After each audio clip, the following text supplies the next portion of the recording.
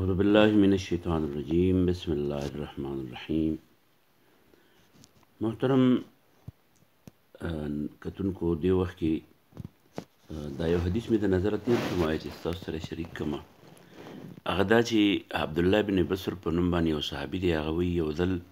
د رسول الله صلی الله علیه وسلم خواته یو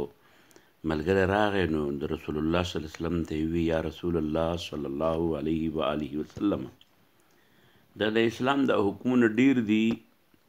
او زه دومره یادول نشم کولی، نو ماته یو څو داسې مختصر ټکي وښیه چې هغه زه راټینګ کړمه او د هغې په وجه باندې ماته الله تعالی د خپلې رضا سرټیفیکیټ راکړي، سند راکړي. رسول الله صلی الله علیه وسلم ورته مختصرا یو ټکی ووایو چې لا یزال لسانک رطبا من ذکر الله،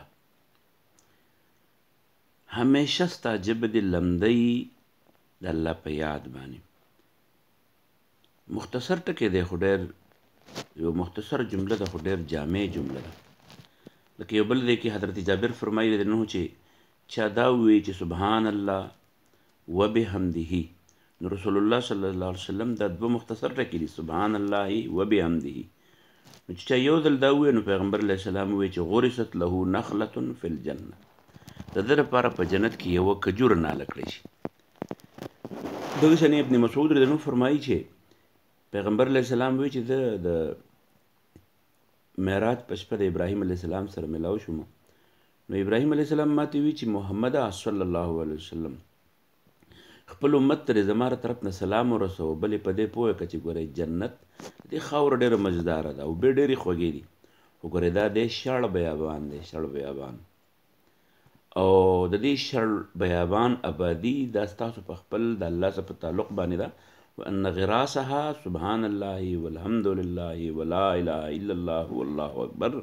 او په دې کې بوټي نالول او د دې ښکلا او د دې حسن په دنیا کې په دې باندې راځي چې په دنیا کې سبحان الله الحمد لله لا اله الا الله الله اکبر د دې ذکر ډېر زیات شي. او یو بل حدیث کې حضرت ابو دردا فرمایي رضی الله عنه چې رسول الله صلی الله علیه وسلم موږ ته وویل چې داسې یو ښایسته عمل درته ونه ښیم چې ستاسو د ټولو عملونو نه پاک او بهترین عمل دی او د درجاتو په لحاظ سره ډېر اوچت درجو والا دی. نو یې موږ ورته وویل چې یا رسول الله صلی الله علیه وسلم دا خو ډېر زیات ښه ده چې موږ یاد کړو، ځکه چې دا د سرو زرو د سپینو زرو نه زموږ دپاره ښه دی او د دښمن سره د